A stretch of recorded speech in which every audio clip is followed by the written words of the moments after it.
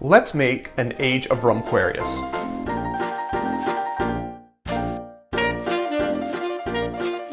To make this drink, I'm going to start with my Pata Nubes, my rum. 1.5 ounces, which is 45 milliliters, right in the shaker.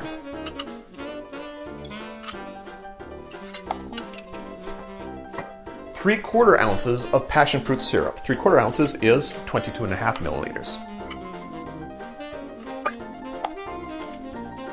3/4 ounces of fresh squeezed lime juice, 22.5 milliliters. And 1/4 ounce of honey syrup. And I do make my own honey syrup recipes here on the channel. Link will be down below if you want to check it out. 1/4 ounce is 7.5 milliliters. Then I'm going to get a whole lot of ice. Now that I have my ice, I'm going to put some in my shaker, and I'm using my hand. It's okay. Get over it. We're hippies. We're dirty hippies. New age and all that. And I'm going to give it a shake. Now I'm going to let this sit for just a moment because I need to crush some ice. I'll be with you in just a moment.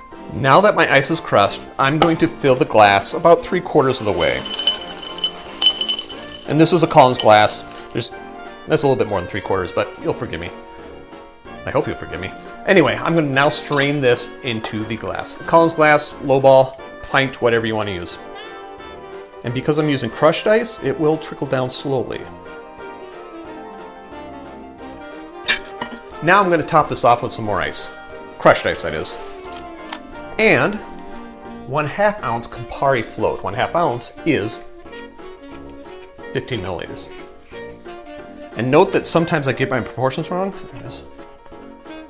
I'll stop this before it overflows.